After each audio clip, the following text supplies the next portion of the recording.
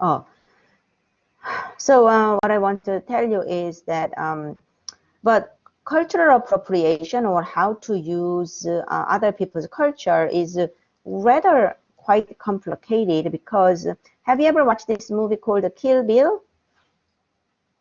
You don't watch it? It was very popular in I early have. 2000s. Oh, okay. So what's your understanding of Japanese culture represented in Kill Bill? It mainly focuses on the Yakuza kind of aspect and Mm, like mm, the underground criminal aspect, while also infusing it with a more like classical image that mm, that the boss wears, where she's like in the like stark white kimono and mm, everything. Um, mm. but she's like clearly, not a conventional woman. Yeah. Right. Yeah. So it was a Siomara, right? So yeah, Yes. thank you so much for sharing. And yeah, so this is really, how you perceive other culture based on stereotypes in popular culture.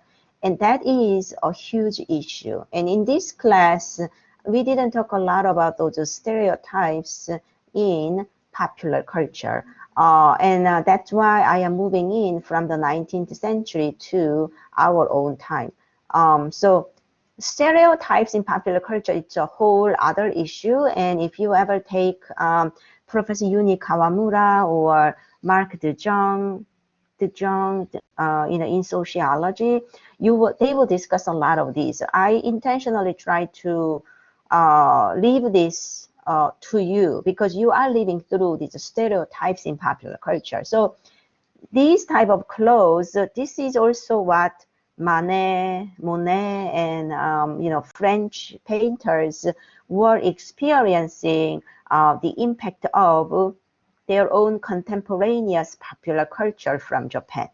But when you come, so that is 1850s more or less.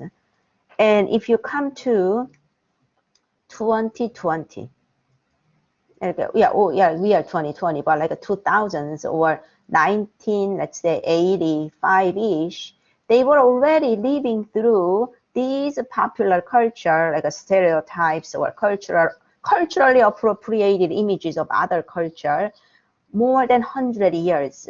So by now, do you remember who the director is?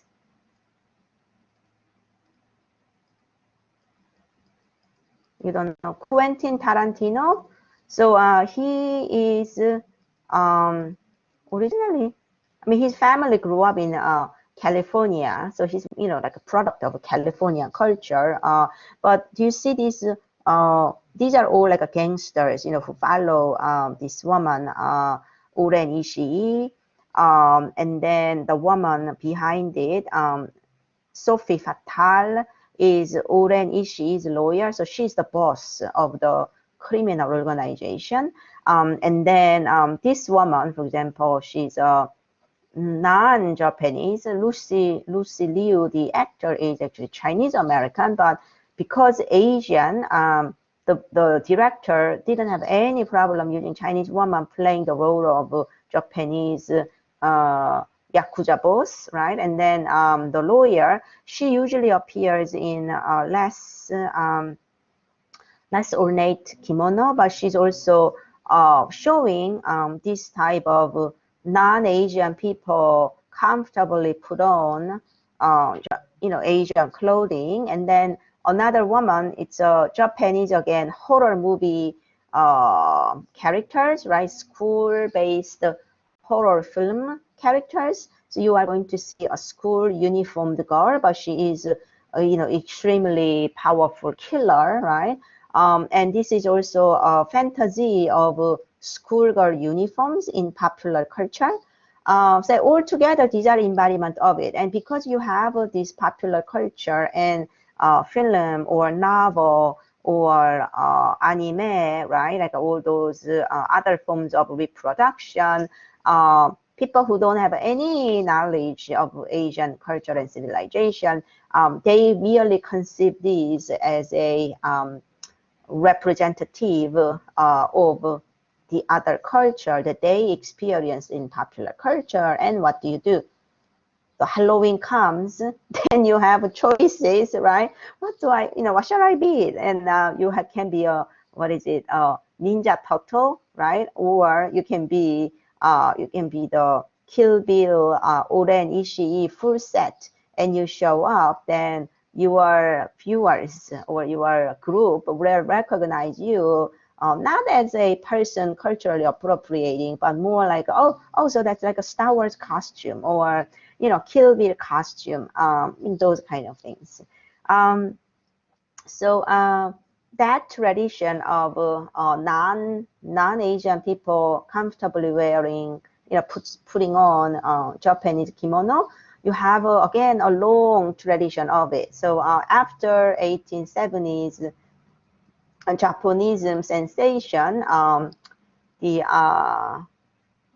European merchants, they set up a shop, and it was a very popular thing to do early 20th century, and then it goes until 1920s, that women in a high society put on kimono as a loungewear. You know what the loungewear is these days, right? Like during the pandemic, all of you actually lived in your loungewear, like a sweatpants or comfortable yoga pants, right? And so, but in early 20th century, it was a very popular thing to do, to sit in your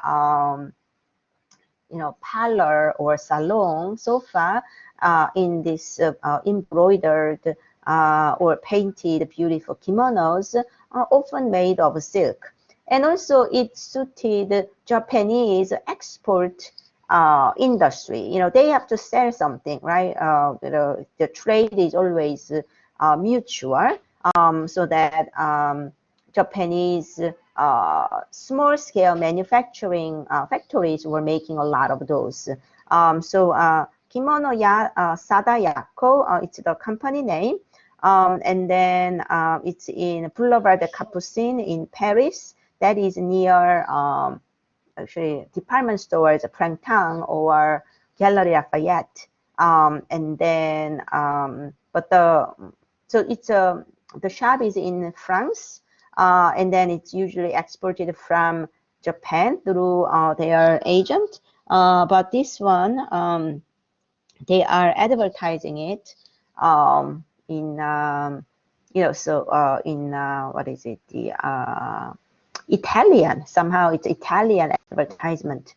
So that's the camera. It's more like a loungewear as we understand, or a comfortable indoor house. And sometimes you can greet your guests, not the strangers, but if you have like a small get together with friends, comfortable friends, then you can also greet people in this kimono loungewear.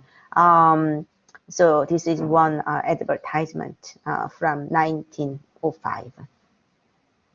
So you will study this kind of kimono-inspired fashion in your history of Western dress or Western costume. And then if you watch Georgia Dory's presentation, you will also see that dressmakers, they are reusing some of the kimono fabric in order to create European dress. And FIT Museum also has several examples